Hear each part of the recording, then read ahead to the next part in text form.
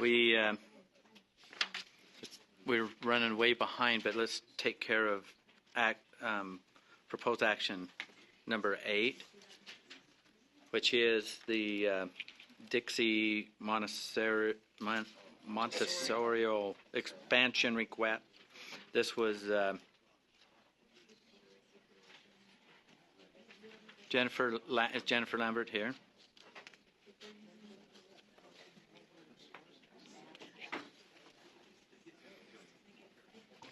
Thank you, Chair and board members. It's good to see you this morning. Angie Stallings, one of your deputy superintendents, and Jennifer Lambert. Jennifer Lambert, Director for the State Charter School Board. Just as a review, I think you've got most of the information on board docs, but as a reminder, in September, the Law and Licensing Committee considered an expansion request from Dixie Montessori, which the State Charter School Board had approved. In the 2016-17 school year, Dixie Montessori was authorized to enroll 410 students, but by the end of the year had enrolled 426. They now seek to expand their enrollment or increase their enrollment cap to 435 students for the 2017-18 school year. As stated before, the Law and Licensing Committee heard this request and voted unanimously, and then as a reminder, the board then heard the request, and the vote was 7-6 in favor of expansion, but did not meet the 8 votes required. And I think Jennifer had something she wanted to add. So just to explain the purpose of this is not a typical expansion request. The school is not looking to add grades or add a classroom or add students to their school. This is to help them manage the students with the ADM funding. So they would not, the intention is not to go over in their ADM. It's just because the counts are taken at October 1 to be able to have some flexibility there to enroll a little bit over the 410 that they currently have, and so to manage the ADM, the average daily membership. Okay, Board Member Hanson. So I visited a charter school yesterday, and I asked them about this because they had come before us with an expansion request before and were denied. And they told me that they got their hands slapped last year for going over their cap. And so I asked them, because what they try to do is enroll a little over their cap, and then as students leave, then they don't have to put new students in, because the program that they have, they feel like it's difficult for them to come in mid-year. And so, but they told me the charter board doesn't allow them to do that anymore, and they got in trouble for doing it last year. But this sounds like exactly what we're having Dixie Montessori do. We're okaying for them to do that, right? So I pulled their UTREX report as of today, and they are at 410. So they are not over-enrolled right now. This is allowing them within, so correct, as the ADM, the State Charter School Board, is holding schools to their charters, and we are looking at that. But we also want to allow the schools to be able to manage their enrollment, work on the ADM, especially in terms of funding, to give that buffer. But this does it in a, I don't know if you call it legal, but an okay method. So they aren't going around us and just ignoring their charter and saying, well, we're going to enroll regardless. They're asking for this permission, for this increase, and they're trying to do it legitimately. Follow up, or okay? I just asked the school that yesterday if they, they'd asked for an increase, and they said that they were told that they had to hold to their cap. Okay. Board Member Cannon. My question is a question of process.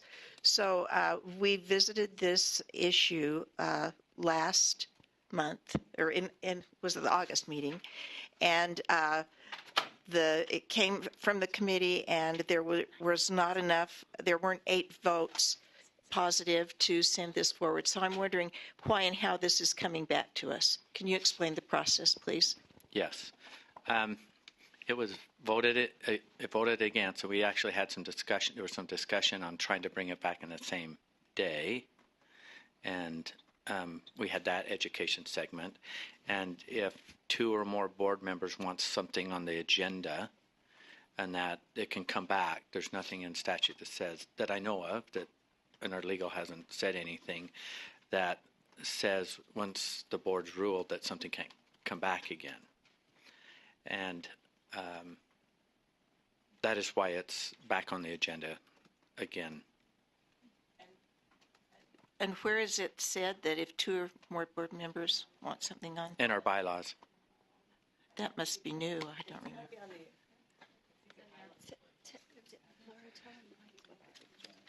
Yeah. Okay, just one sec.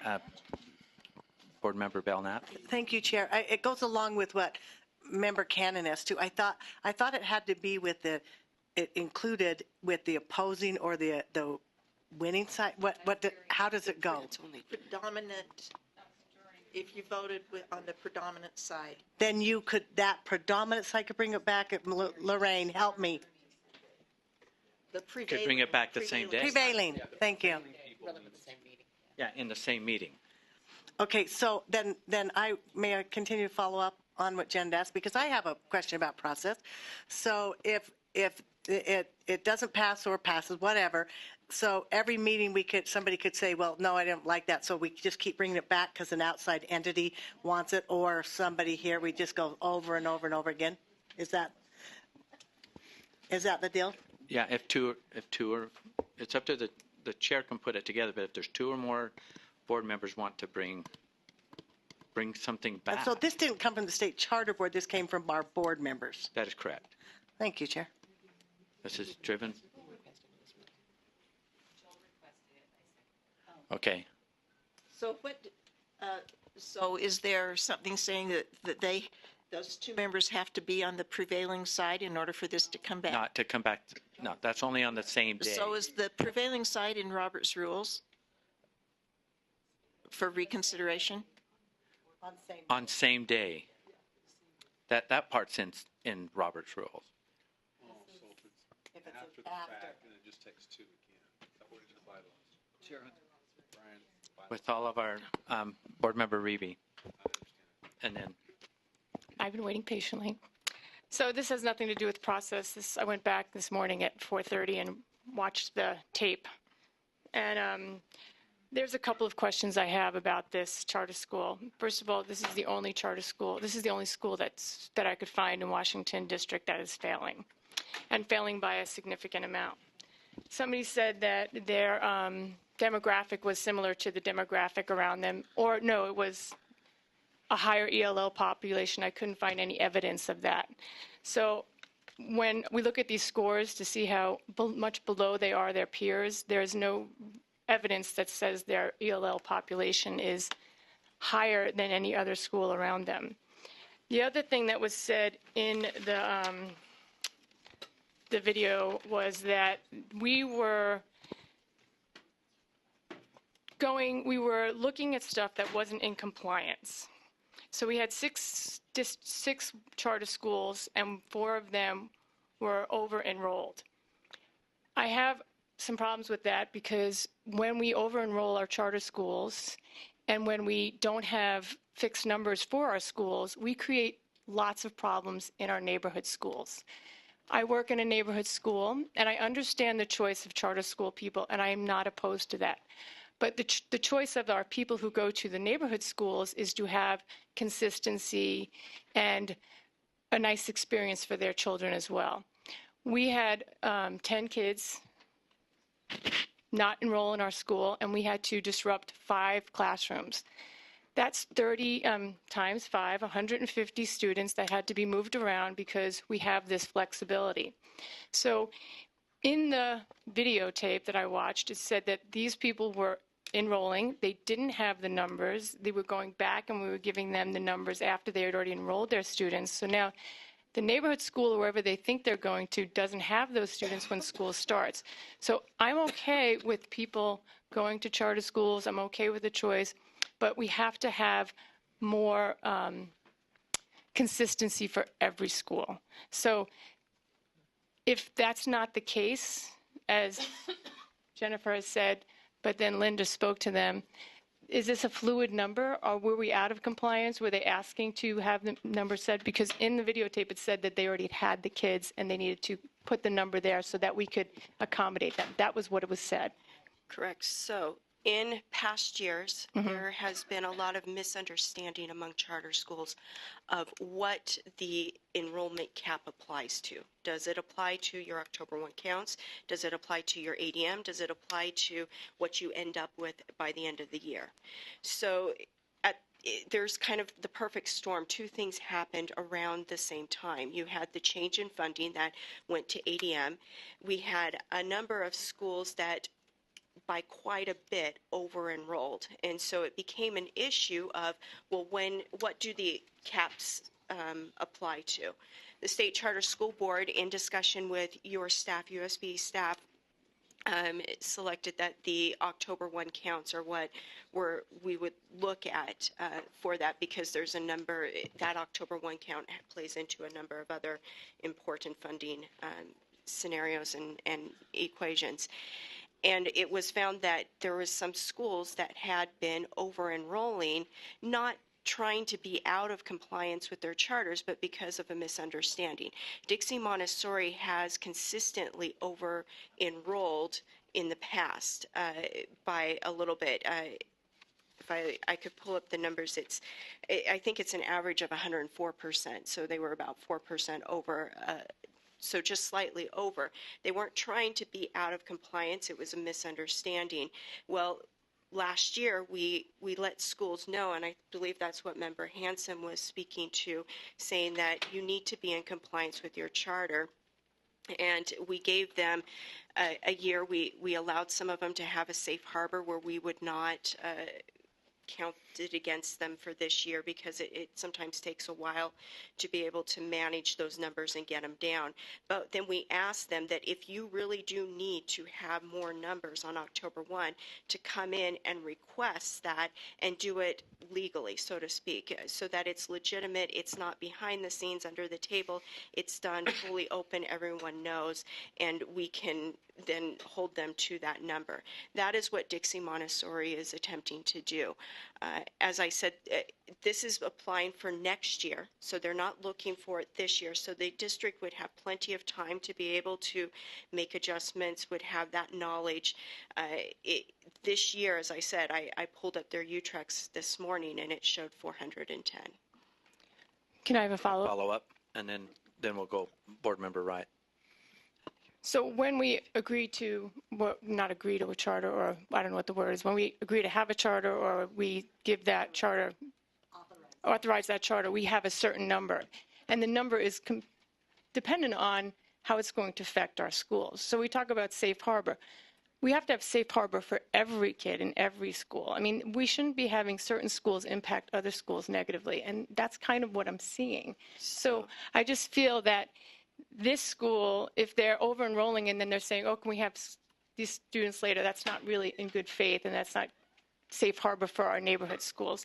The other part that I'd like to reiterate is that they said that their number is on par with their peers. I didn't find any evidence of that. I found that they are way below with ELL students. So their scores should be on par, and they're drastically lower. If I can address that, I don't know where the ELL population, the English language learner population discussion came up in last meeting, because that was not, I think it may have been in the Law and Licensing Committee, and the director is here, and she can answer questions if you would like, but they talked about how they're trying to focus on their English language arts. Okay. So their ELA, trying to improve their students in that, and then so that they could see other gains in math and science. And they were talking about that they are looking at the testing, and they are trying to improve, keeping within their mission, but they are trying to improve. In terms of, there was other points, I should have written them down while you were. The school is in compliance right now. They are not they are not over enrolled this year, at least according to UTREX this morning.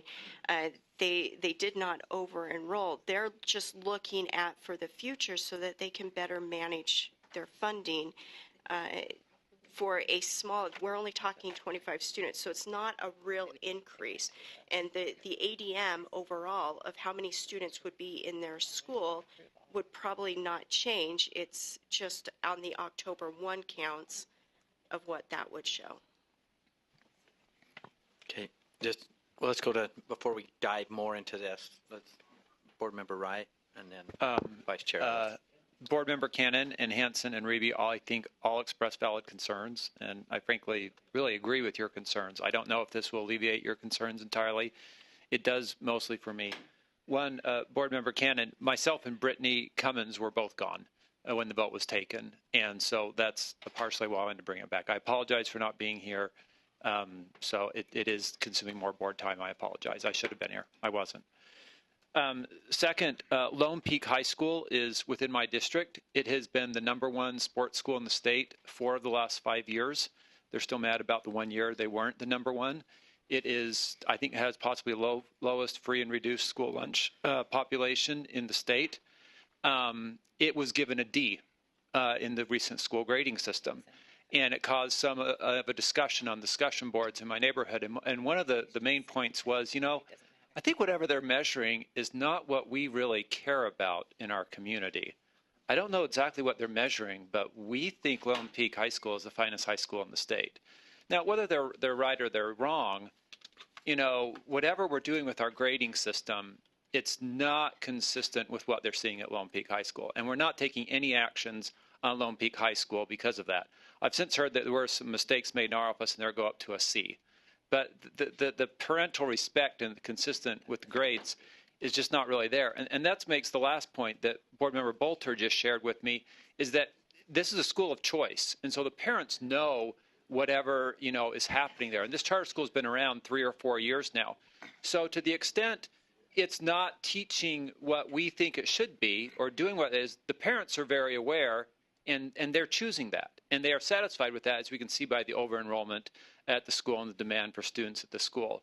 So that's where I think I see it, and a number of other people do as well. Vice Chair Ellis, and then... Oh, sorry, I was going to call the question. And then you. Ooh. Sorry, I'm making a motion to call the question. All right. I have a motion to call the question. We're going to end debate. All in favor, say aye. Aye. Those opposed? No. Well, it passed. Yeah. Okay. Can I throw something out here a little bit? Yeah. Can I don't have a motion even on the table. I would move that we increase the cap for Dixie Montessori. Okay, we have a motion to increase the cap. Right? Okay, now we'll go to discussion. No, too bad. Again, this is your meeting and your time, so I'd use it wisely. Okay, Board Member Lear. I just want to hear from the charter school board chair or board director, and not from I don't want to hear from the school chair. No, I want to hear from Jennifer. Why did the charter board support the motion or the request when these scores are as abysmal as they are? The reason is because this is not a true expansion request. There are other, if the school was looking to truly add students, then they would be looking at student performance and student outcomes. But because this is to manage ADM, it's a funding, it's an operations increase, and it's just a small increase to give them a little bit of buffering room so that they can enroll the students at the beginning of the year instead of disrupting the students mid-year to fill in the spots when another student leaves. It just allows for better operations of the school, and that's why they approved it. And I'm sorry, but that makes no sense to me. I mean, it's either an increase of students or it's not. It's an increase of students on October 1 because that's when the count is. But the intent is not to increase the ADM, so the average daily membership. So they may enroll like 415 students at the beginning of the year, but then they may have 5-10 students leave during the year, and so they may end up with 410 or less than 410, and so the same amount of students would be going to that school, but it's when you take the census. Okay, there was some other, okay, Angie. Thank you. I just wanted to clarify that prior to last school year, charter schools were funded on October 1 counts, meaning if they had 420 students, whether or not that student was half-time, full-time, came for one period, they got funding for a full-time student for all 420 students. I think the issue that Jennifer and the State Charter School Board are trying to address is the impact on the school of the school now receiving their funding through ADM, which means even though they have 426 students, the net effect of that funding-wise for them is as if they had 409 full-time students. I just wanted to raise one issue with you, which is our board rule that requires you to approve or deny expansion requests doesn't talk about how many students they have per ADM, but actually talks about head count, number of students. And so even though they may have had 409 as the ADM defines, or crow flies, however you want to say it, they actually apparently had 426 students. I think that what the State Charter School Board is trying to do is absolutely a legitimate request, and the charter is seeing the impact funding-wise. But I do want to just raise it. This raised an issue in my mind anyway, that both statute and board rule only talk about student head count. Local replacement funding is provided to charter schools currently based on student count, not on ADM. And so part of the reason why it's very important for you, the board, to know accurate numbers is that you have to project and let school districts know the amount that they will have to provide to the state to pay for those students in those charter schools. And so it is fairly minimal, the 10 to 15 to 25 amount of students, but the policy call can have a huge impact, because if we statewide start to say that enrollment caps, instead of meaning 426 students, student head count really only means 410 because of ADM, there are huge fiscal impacts that could have going forward. I just wanted you to keep that in mind. This may be a good policy call for this one school in this one instance, but it could also open the floodgates or the doors for a number of schools, I think like the one board member Hanson mentioned, or others who are seeing a financial impact to their school because they no longer receive their funding based on student. And we just need to make sure that if this is the precedent you want to set, either to make the statement that it's this one time for now, or that we're going, well, and I don't think that they were aware. So Jennifer's making the point that you set that precedent last month, but I think that if you move forward doing or setting, I think it's very explicit now, at least in my mind, that the idea is they aren't over-enrolling. I would say legally they are over-enrolling. The justification is that the funding they receive is they only are getting the equivalent of 409 students, but they actually have 420, or not now, but they had 426 students enrolled. So legally they had violated their charter agreement and their cap. I just wanted to make that clear. I'm not saying you should or shouldn't approve this today, but moving forward, this could have impacts, and we should probably fix the board rule to accurately reflect the ADM conversation. Board Member Stokes. I'd move the previous question. Okay. Okay, let's vote to end debate. All in favor say aye. Aye. Aye. Those opposed? Voting is unanimous. So we have a motion to approve this increase to this charter school. All in favor say aye. Aye. Those opposed? No. Okay. Well, the roll call. What's that? All those that, all the ayes, raise their hand. So we, 1, 2, 3, 4, 5, 6. 1, 2, 3, 4. It's 6.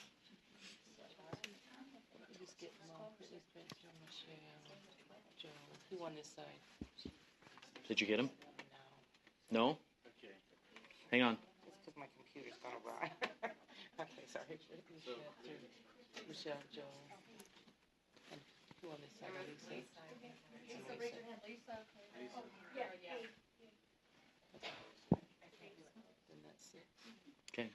Okay. Motion. Okay. Motion failed.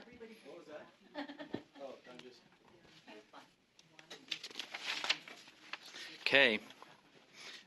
If we look, Motion pass or fail? it failed. Thank you. If you take note to your agenda, we're going to hold off on the superintendent's report. We're going to item 10, which is board photo down. Isn't it downstairs? Down to the studio. If you guys could hurry and go down there, then we're going to come grab some lunch and then come in here quickly and get started on our executive session.